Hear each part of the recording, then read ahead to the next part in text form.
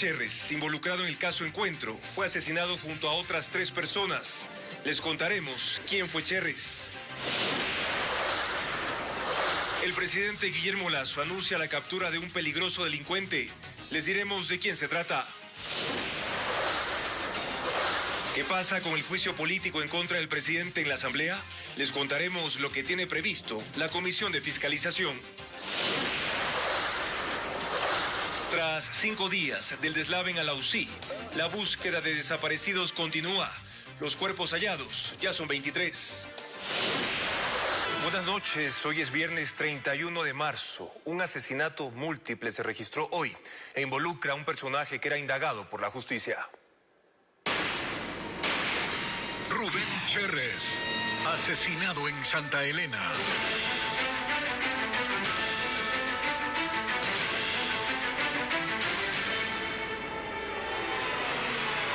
El cadáver de Rubén Cherres fue hallado dentro de una casa en un exclusivo sector de la provincia de Santa Elena.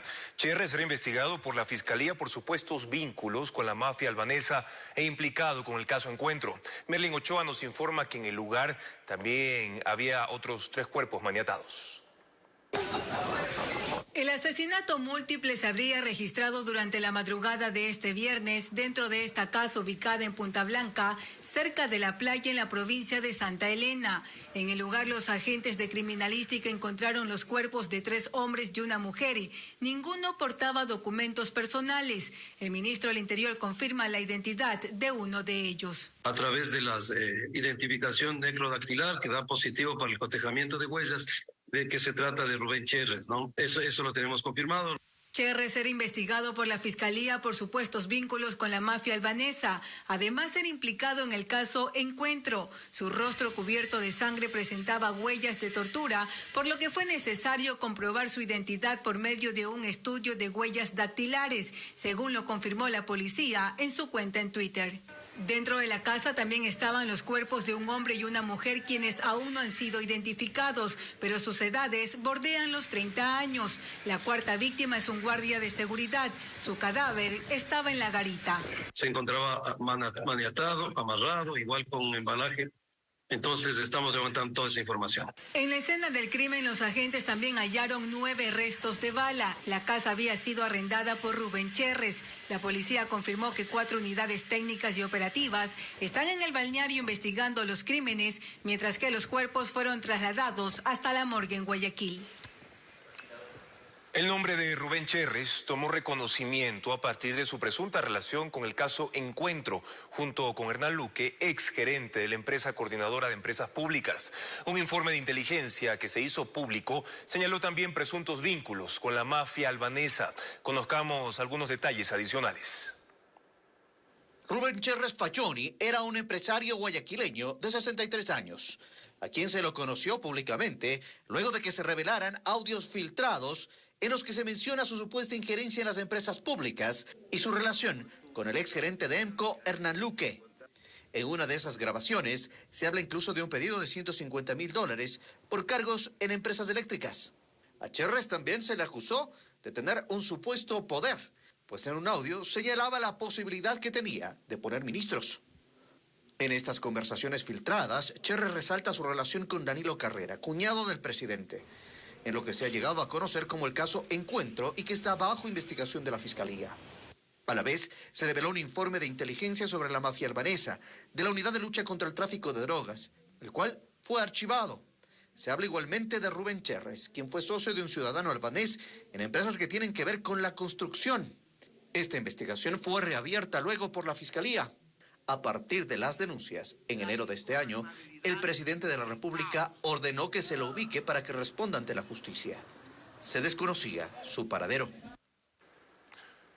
El anuncio de la captura de una de las cabecillas de un grupo delictivo, la entrega de 130 vehículos policiales y la presentación de un nuevo contingente de uniformados fueron las actividades del presidente Guillermo Lasso en Guayaquil. Bessie Granja nos resume la jornada del primer mandatario.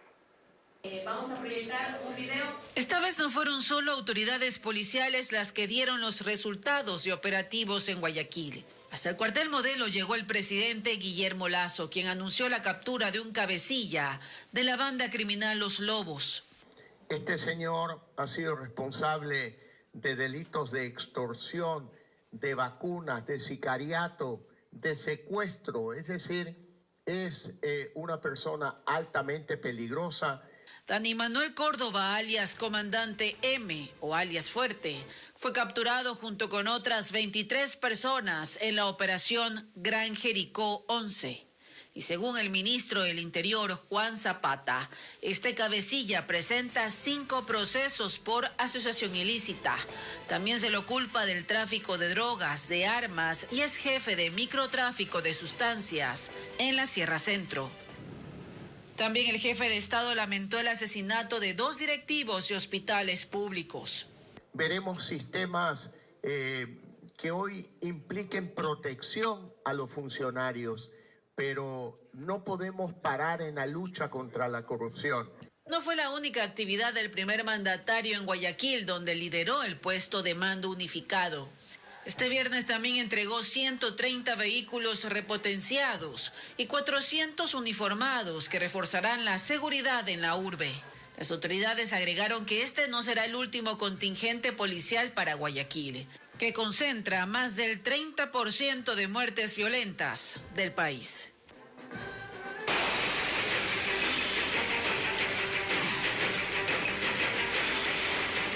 Alausí, hallan otra familia. 2 cuerpos más de una familia de 10 personas fueron hallados esta mañana tras el derrumbe en Alausí. Otro cadáver fue encontrado el martes, con lo que ya suman 23 los cuerpos recuperados. Fabiola Santana acompañó en las labores de búsqueda a un grupo de las Fuerzas Armadas. Una cuadrilla de 31 comandos de la Brigada Patria descendió 40 metros a la quebrada para la búsqueda. Llevaron camillas y equipos de alta montaña. Habían cavado por más de 2 horas cuando encontraron el primer cadáver. Otra media hora les tomó desenterrarlo. Lo aseguraron y con la ayuda de la comunidad lo sacaron a la superficie. Espera. Ahora, 2 más.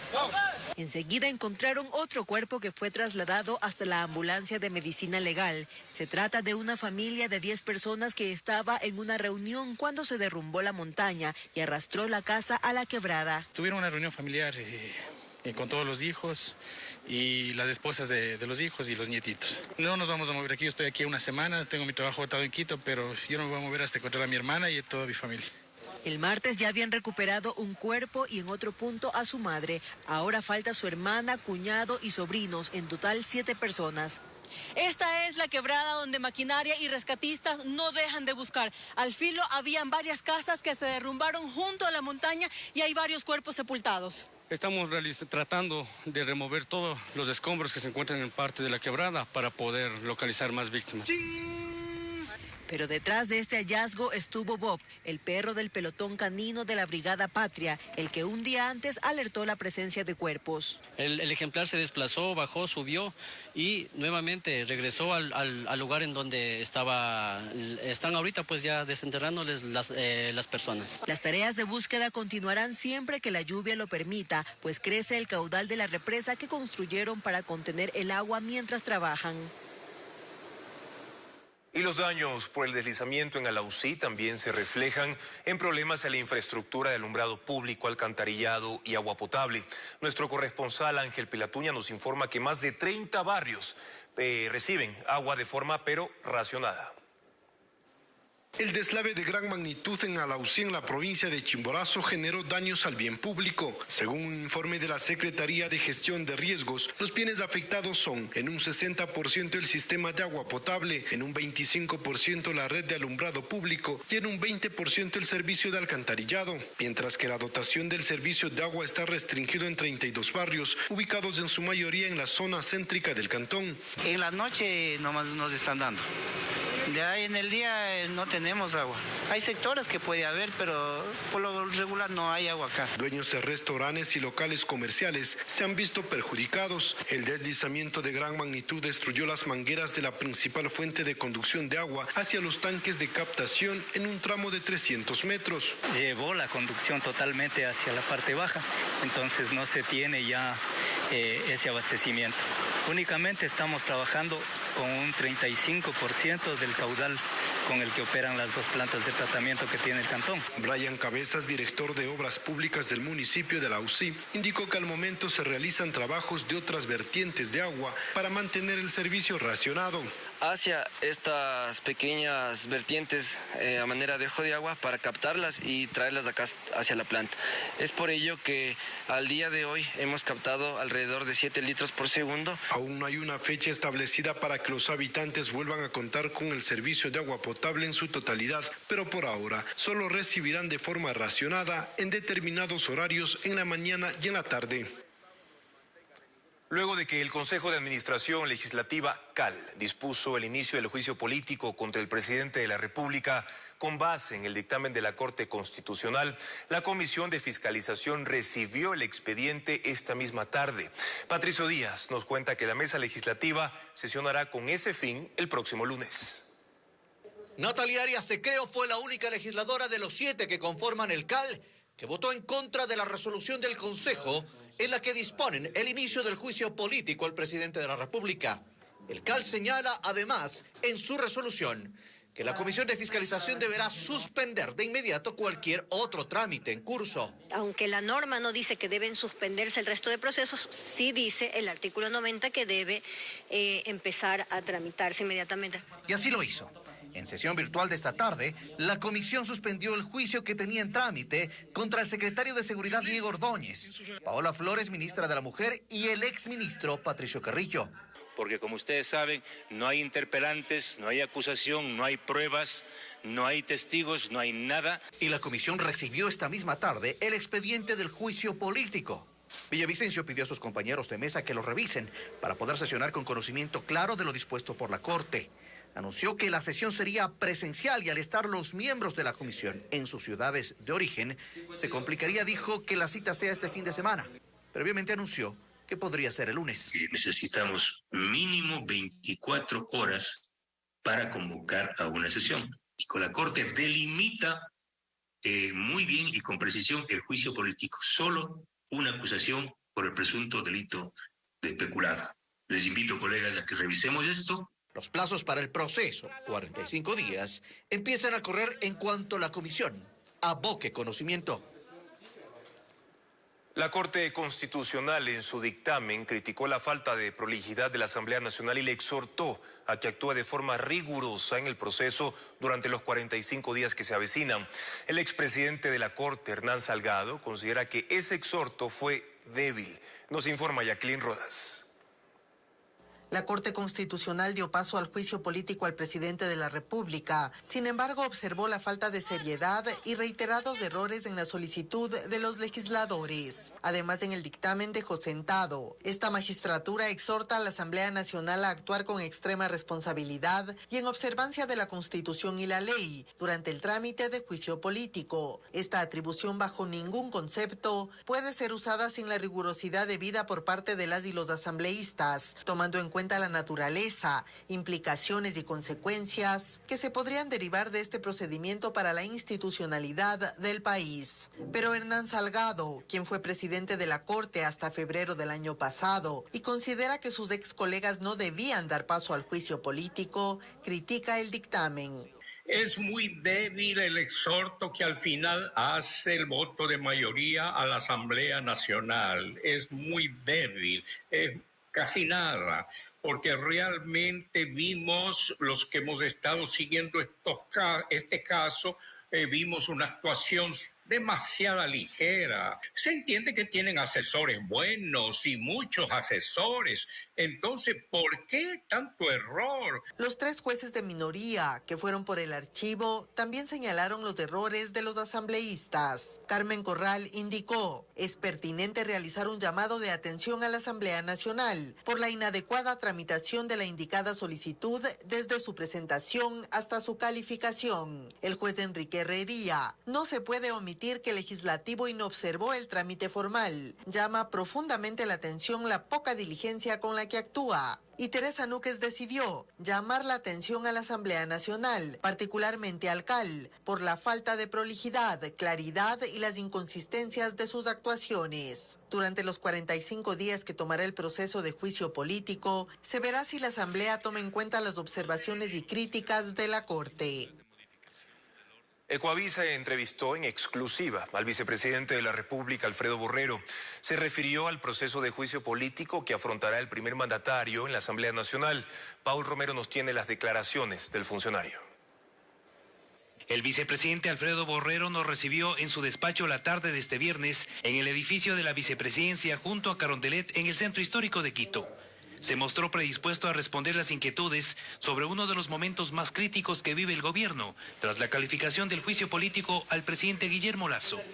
Habló del dictamen de admisibilidad de 6 de los 9 jueces de la Corte Constitucional, quienes abrieron el camino a la Asamblea Nacional para el enjuiciamiento político. Respetuosos como somos del orden constituido, aceptamos, aunque no se comparte, pero aceptamos la decisión de la Corte y la postura del señor presidente es presentarse cuando el momento así lo requiera a la Asamblea Nacional. Criticó a la Alianza Correísta Social Cristiana, que impulsa una eventual censura y destitución del presidente. La única forma de acceso a ocupar los puestos de mayor renombre como son la primera, la segunda magistratura del país, solo se puede hacer por vía democrática, por elecciones. Entonces, el asaltar el poder y entrar por la ventana, creo que no contribuye para nada y no debe hacerse. También en contra del bloque de Pachacutic, que decidió votar por el juicio político una vez que la Corte calificó el proceso. Pero no podemos vivir en este país bajo la amenaza. Es decir, si ustedes no hacen lo que yo quisiera, yo voy a incendiar y voy a levantar las calles. Se muestra partidario de aplicar la muerte cruzada para disolver la Asamblea Nacional. Es una herramienta constitucional que creo que el señor presidente tiene todo el derecho de ejercerla cuando él considere conveniente. La Constitución establece la sucesión del vicepresidente en el caso de concretarse la censura al mandatario, pero el vicepresidente aclaró. Siempre he dicho que los ecuatorianos nos hemos olvidado de 2 palabras que para mí son esenciales. La una se llama fidelidad y la otra se llama honradez. Uno tiene que ser fiel con los principios, con los conceptos y con los proyectos. No puede el vicepresidente de la República constituirse, como lo dijo Velasco Ibarra, en conspirador a sueldo. Se mostró confiado en la defensa jurídica y política del presidente Guillermo Lasso para superar el juicio político. Un informe legislativo resaltó las ganancias que Flopec mantenía por el acuerdo con Amazonas Tankers. El documento fue emitido por la Comisión de Régimen Económico presidida por Mireya Pazmiño, quien ahora patrocina el juicio contra el mandatario justo por ese contrato. Francisco Garcés sigue este tema. El presidente Guillermo Lasso enfrentará el juicio político en su contra por un presunto peculado generado en un contrato firmado en el 2018 entre Flopec y Amazonas Tankers, que proporciona buques para el transporte de crudo ecuatoriano y que, según la Contraloría, es lesivo para la empresa y debía ser revertido. Entre los proponentes del juicio está la asambleísta Mireya Pazmiño, quien preside la Comisión de Régimen Económico, que el año pasado analizó la situación de Flopec. Con su voto y el de otros 4 asambleístas, la comisión emitió un informe en el que se habla de los problemas de la empresa, pero entre otras cosas resalta que los resultados de los acuerdos comerciales otorgan beneficios importantes a EP Flopec y por ende al país. Entre ellos el de Amazonas Tankers, con ganancias de $24,1 millones. Cuando se realizó el informe ya se conocía que la Contraloría recomendaba dar de baja el acuerdo con Amazonas Tankers porque las tarifas no respondían a criterios técnicos. Por eso la comisión sugirió hacer la revisión, pero siendo importante considerar que la utilidad al 31 de agosto de 2022 generada por esta asociación fue por $24,1 millones. El exgerente de Flopec, Johnny Estupiñán, quiso deshacer el contrato, pero su decisión le habría costado el puesto, según puso en conocimiento del presidente Lasso mediante una carta de marzo del 2022. La comisión analizó lo hecho por Estupiñán y ratificó que declarar terminado unilateralmente el contrato fue un procedimiento irregular, tanto que la decisión debió ser revisada. Pazmiño, quien se recupera de una cirugía y por eso no se ha presentado ante los medios, respondió en Twitter ante las dudas sobre su actuación como acusadora en el juicio político y aparente defensora del contrato con Amazonas Tankers. Ahí expuso documentos con los que afirma haber actuado en el tema. Resalta una carta dirigida al presidente Lasso el 2 de febrero del 2022, en la que le sugiere revisar todos los acuerdos de fletamiento que mantiene Flopec con empresas extranjeras y mantener aquellos que otorgan un verdadero beneficio al país, aunque no se refiere específicamente al que ahora es motivo del juicio político. Además, incluye oficios dirigidos a la Comisión de Fiscalización y a la Contraloría para que se revise la situación de Flopec. Una misma organización delictiva habría asesinado a la directora administrativa del Hospital del IES Teodoro Maldonado Carbo y al gerente del Hospital Delfina Torres en Esmeraldas. Las primeras investigaciones apuntan a que detrás de estos crímenes está la revisión de contratos que habrían solicitado ambos funcionarios. Merlin Ochoa con esta noticia. Natalie López, directora administrativa del Hospital Teodoro Maldonado del IES en Guayaquil, fue asesinada la noche del martes mientras se movilizaba en su vehículo a pocas cuadras de su trabajo. El ministro del Interior dice que este sicariato guarda conexión con el crimen perpetrado un día después contra el administrador del Hospital Delfina Torres, Rubén Hernández, en la provincia de Esmeraldas, quien recibió 3 disparos en la cabeza el miércoles. Tiene relación con el mismo grupo de delincuencia organizada y tiene quizás la misma dinámica, ¿no? Personas al interior, personas relacionadas también con temas de contratos. Ambos funcionarios habrían recibido amenazas de muerte luego de que ordenaron revisar decenas de contratos que tenían estos hospitales con varios proveedores externos. Incluso las investigaciones determinan que empleados públicos que trabajan en las 2 casas de salud formarían parte de estas organizaciones criminales. También tiene relación con el caso de Esmeraldas, ¿no? En el caso de Esmeraldas, también ahí sí hay una persona prendida, que es la que graba, y estaba justamente en el taxi. Tenemos ya identificados también las personas que estaban ahí y estamos tras la búsqueda de ellos. Actualmente los reemplazos de los funcionarios asesinados tienen resguardo policial. Sujetos armados, portando además explosivos, atemorizaron a los asistentes de un centro comercial en el noroeste de Guayaquil. Su objetivo era asaltar una agencia bancaria. 2 personas ya fueron detenidas tras este hecho violento. Estas son imágenes de Mall El Fortín, ubicado en el noroeste de Guayaquil. Estamos en un asalto aquí. Durante la tarde de este viernes, al menos 8 sujetos fuertemente armados ingresaron a una entidad financiera. Portaban mascarillas y gorras para evitar ser reconocidos. Efectivamente, al banco. Golpearon al guardia de seguridad, sometieron a las personas que se encontraban en el sitio y detonaron un artefacto explosivo en la puerta de ingreso a la caja donde estaba guardado el dinero. Es necesario indicar de que el objetivo de esta banda era ingresar a las bodegas del banco. No pudieron realizar esto. Dejaron un artefacto que estamos con el equipo para la desactivación. Ciudadanos que se encontraban en el centro comercial fueron evacuados tras la fuerte explosión. 2 detenidos se reportan tras este violento hecho en Guayaquil.